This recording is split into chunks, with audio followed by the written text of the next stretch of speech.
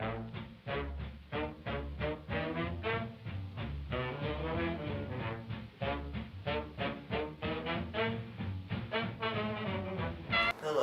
my name is Scott Rizvani, and I'm the host of the Tales of Our Elders TV show.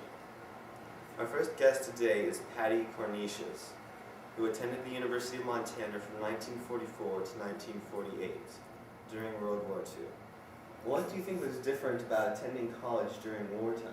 Well, on campus, it was pretty dull. I mean, the dances were nothing, the parties were nothing. And it changed though when I was, 1948. Boys had started coming back and livened up. In the meantime, we tried to keep up some of the traditions of the university, but spirit was gone. In my first years, in 1944, they had ROTC boys come in from California, and a lot of them from San Francisco, so I even went to high school with them, which was great, because the cadet leader was my best friend. We liked the campus, so let's put it that way. So. Here we are at New Hall. At least it was New Hall in 1947 when I first came to college. Now it's Turner Hall. And the first year, in 1944, there were twice as many girls as boys. And in the second year, they were equal. In my junior year, there were twice as many boys, and fourth year, 3 times as many boys. Oh my goodness, what a beautiful student union. Back during World War II, tuition was running about $120 a year, and we had nowhere as nice a building. This is so beautiful architecturally and aesthetically.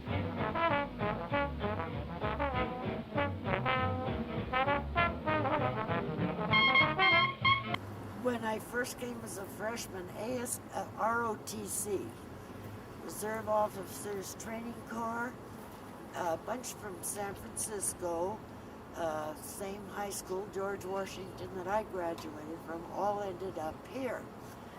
And the cadet captain, King Kramer, was my best beau at the time.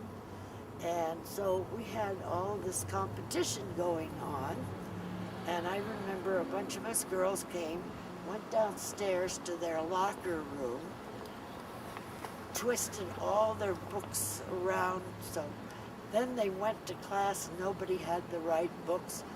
And the cadet colonel, the real guy, Army guy, oh, he was so mad, he didn't know what to do. That was fun.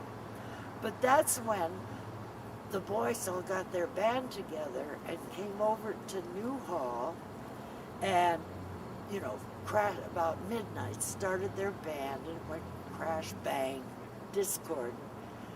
And we threw out oranges at them, exchange, because I said I missed those California oranges and my father sent me a whole crate, not just a little. We had oranges to spare. So I mostly think of this building that way. So otherwise I was always climbing, hiking a lot up the mountain. Oh, this is so nice. This is one of the mountains that I used to hike. I loved coming back home to Montana and being able to be outdoors so much all the time. Hiking and swimming the rivers.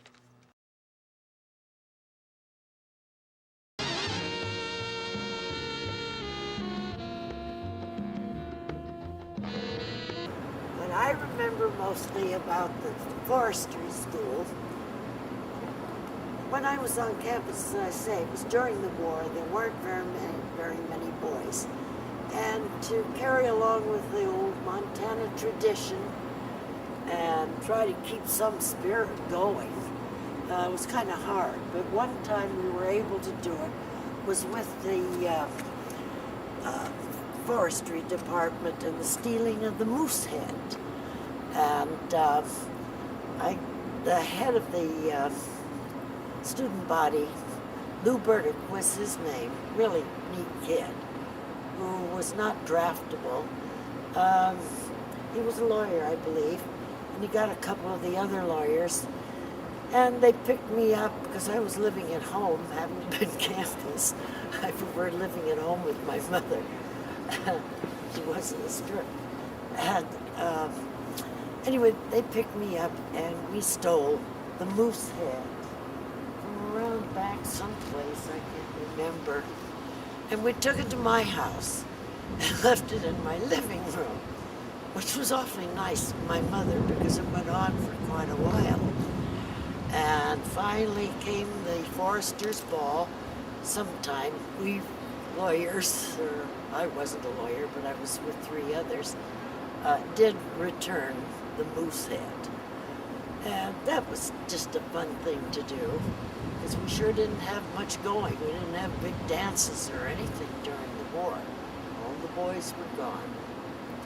So, that was fun. Always liked this building, particularly their end with their pine tree up above. So, that's all I can tell you about the forestry department.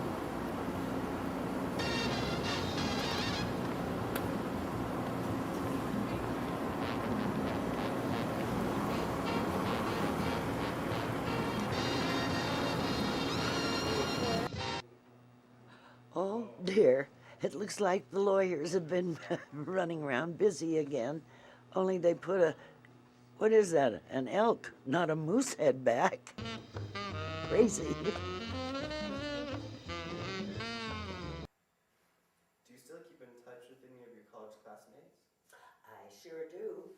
Those who are still alive, 2 that I think of. One is Alan Lewis, and another is Yvonne Benepi.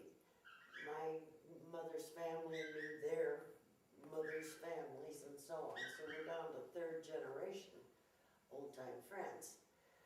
And I picked up a few that I really enjoyed. One was Mabel Ringling. She died just recently. We packed around for a while together, and she's from Ringling Brothers, Barnum and Bailey Circus, whatever. And very interesting gal. She was quite a horsewoman, and a little tiny girl. She could take a bale of hay. I've seen her throw it over the barn door and 5 miles past. Wonderful gal. And I dated, I shouldn't say dated, because we were just friends. Ernest Hemingway's son, Jack Hemingway, and we both ended up, after we graduated, we both ended up in San Francisco. Do you remember the enrollment figures for the years that you attended the university? Yeah, which was from 44 to 48. And it was about half as few men as women went, at 44. And 45, it doubled. I mean, the boys did, and became equal to the number of girls. 3rd year, it was another jump up.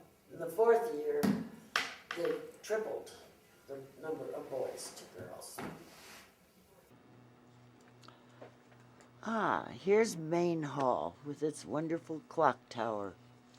I think of it, though, during the World War II, when one of the boys and I were sitting on the steps studying, and an airplane came over, and all of a sudden he threw himself down, and crouched up, started shaking and moaning. Shell shock from the World War II. We had a lot of those boys come back. You couldn't pick them up. It was sad.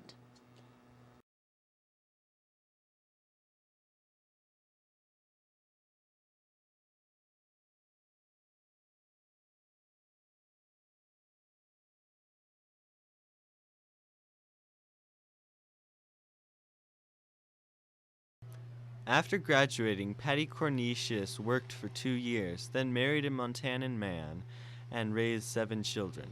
She currently lives in Montana.